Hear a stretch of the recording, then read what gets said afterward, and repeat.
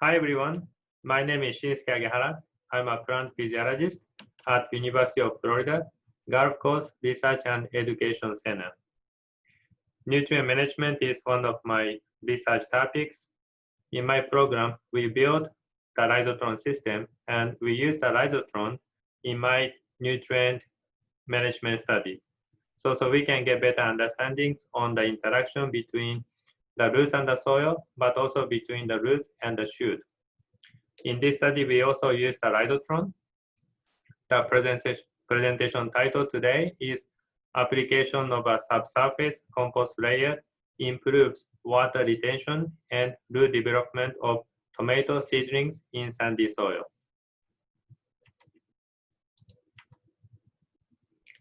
The most common soil in Florida is sandy soil. More than 90% is sand. If you have good irrigation and fertigation system, then many crops can grow well on sandy soil.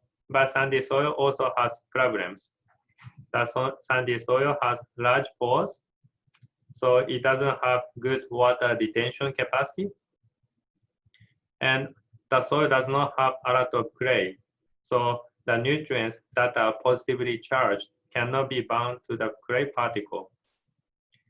And the sandy soil, we have more downward water movement and not much lateral movement. So we don't have good water and nutrient distribution. And the soil does not provide a lot of organic matter. So the most of problems are related with the physical properties of the soil. If you want to improve the physical properties of your soil, using soil amendment is one of the recommended practices. And the compost is one of the common soil amendments. Compost can provide beneficial effect mainly on three aspects of the soil. The first is soil moisture. Compost can improve water retention capacity. Number two is nutrients. Compost can also improve nutrient retention capacity. It provides organic matter, which can provide nutrients not only to the plants, but also to the microbes. And the nutrients from the compost are released slowly over time, which is beneficial in the long term. And the compost can also improve microbiology. It can increase beneficial microbes, and it can diversify microbial communities in the soil. But there are also limiting factors preventing growers from using compost. The first limiting factor is the high cost. In our area, the price of compost can range from $400 to $1,200 for 10 tons of compost. And 10 tons of compost is the typical application rate per acre. So this cost is not a small cost for many growers. The second limiting factor is the fast decomposition of the compost in the soil. And this problem might be specific to subtropical and tropical climates. Because our climate is warm throughout the season, the compost can be decomposed fast, and at the end of the season, you don't find the compost left in the soil. So growers have to apply compost at high rates every season. So in this study, we came up with this hypothesis. In sandy soil, application of compost in a subsurface layer has the following merits compared to the traditional application method, which is soil incorporation. The application of compost in a subsurface layer can improve water retention by reducing downward water movement. You can see here the pictures of the beds applied with compost with two different methods. On the left, soil incorporation. On the right, the layer application. When the compost is applied in a layer, we are expecting that water can be captured by this layer and it stimulates lateral movement. Second, the layer application might promote root growth by increasing the root compost contact. And it might delayed also the compost decomposition in the soil by reducing the compost soil contact. Here is the materials and methods. The experiment was conducted at our research center located in West Central Florida. We used tomato. The variety is HM1823, which is the major fresh market tomato variety in our area. In this experiment, we used this Rhizotron. The scanning window was 22.9 centimeter by 30.5 centimeter. And the treatment are control, no compost. We had 2 compost treatments, compost soil incorporation and the compost subsurface layer application. For both compost treatments, application rate was 1% of soil on a dry weight basis, which is about 25 tons of compost per hectare. And you can see in this picture, for the layer application, the layer was positioned about 5 centimeter depth, and the layer was about 1 centimeter thick. The experiment design was completely randomized block design, and we had 8 replicates, 8 plants per treatment. Here is the experiment protocol. The step number 1 is soil preparation. When we do Rhizotron experiments, we always use the soil prepared in the field for the field production of the specific crop. So the soil we used was the one prepared in the field for the tomato production. So there is, we can minimize the difference in the soil condition between the Rhizotron and the field experiments. The data of the Rhizotron experiments can be more comparable to the field study. And the soil used in this experiment was fumigated and received some pre-plant fertilizers at 56 kilograms of nitrogen per hectare. The soil was packed in Rhizotron containers using the field soil bulk density. So we try to minimize the difference in the soil physical condition and try to avoid compacting the soil. Step number 2 is transplanting. Seedlings used in these experiments were grown at a commercial nursery, and we planted 1 seedlings per container. After that, we cover the Rhizotron containers at the top and the bottom so we can keep the roots in darkness. And then the containers were placed on a rack that we built. The containers were placed in a 30-degree angle to promote root growth on the bottom side of the container. Here's the data collection we performed during the experiments. We took overhead canopy pictures every 2 to 3 days during the experiments, and we processed the image using ImageJ to measure canopy projected area. We also scanned the roots every 2 to 3 days. Image was also processed by ImageJ, and we measured root projected area and root length. At the end of the experiments, we sampled the plants destructively.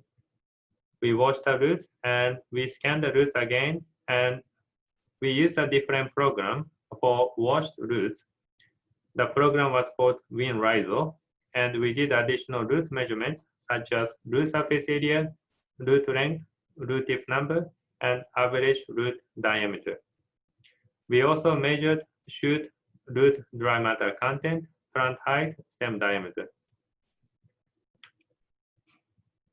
This slide shows the images are processed with ImageJ to measure the canopy projected area and root projected area.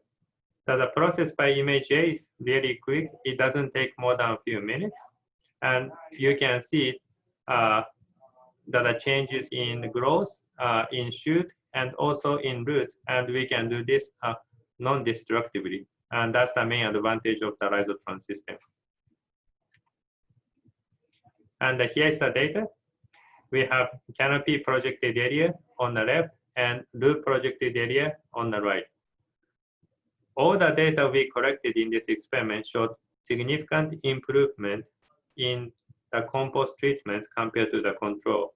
So in this presentation, I'm going to focus only on the difference between the 2 compost treatments, between soil incorporation, and lay application. The Canopy project area showed significant difference between the two treatments at 3 and 5 days after transplanting. The improvement in Canopy projected area by lay application compared to soil incorporation was 33 to 34%. But this difference became smaller and became non-significant after that, and no difference at the end of the experiments. By contrast, root project area did not show significant difference between the two treatments at the beginning of the experiments, but we found significant difference after 7 days after transplanting. The increases in root projected area by lay application compared to soil incorporation were 27 to 57%. This is the picture of plants sampled at the end of the experiments. From the left, control, soil incorporation, and lay application. We cut the roots and we wash the roots and scan the roots again using the flat-bed scanner, and we analyze the root images using WinRhizo program. And here is the data of WinRhizo root image analysis. And we got total root length, root surface area, average root diameter, and root tip number in this table. We found significant difference only in root surface area. Lay application increased root surface area by 18% compared to soil incorporation. So we were able to confirm significant improvement by the lay application in both Rhizotron image we collected during the experiments, but also from the washed root image at the end of the experiment. And here's the data of destructive plant growth.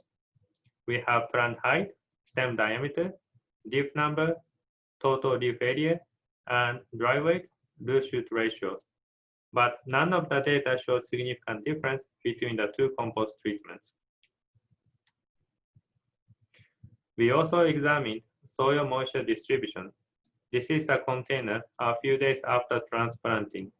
You can see the soil above the layer is a little bit darker compared to the soil below the layer. And here is the close-up photo. Now you can see clearly the difference between the soil above or below the layer. So it appears that the layer application was able to slow down the water movement below the compost layer. So we did a dye test at the end of the experiments to examine soil water movement. So I'm going to show the time-lapse video. This video was taken about 8 minutes, but it's gonna be shown only in 4 or 5 seconds.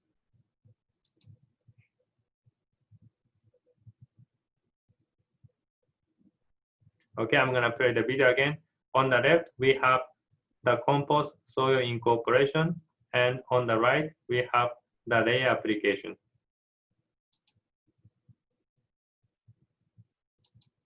I'm gonna stop the video here. I'd like to point out the difference here in the layer application, that the water movement was slowed down at the layer. And the most of the water going below the layer is the one coming from the center where we have a lot of roots penetrating the layer, or from the edge of the container.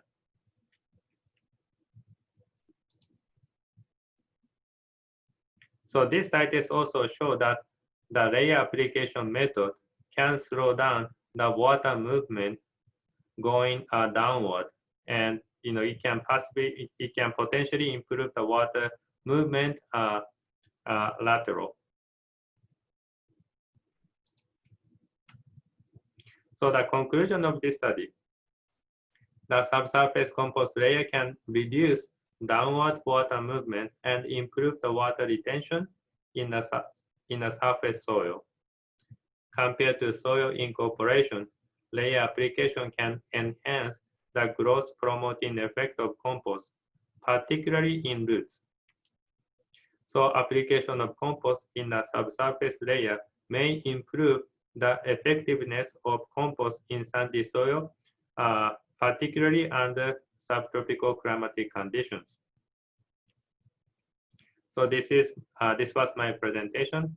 I'd like to thank collaborators and my group for working with me with a lot of passion and joy. I really enjoy working with my group, and I'm really thankful for their help. And so that's it for my presentation. And if you have any question, I'll be at the Q&A session, and I'll be happy to answer your question at that time. Okay, so thank you so much.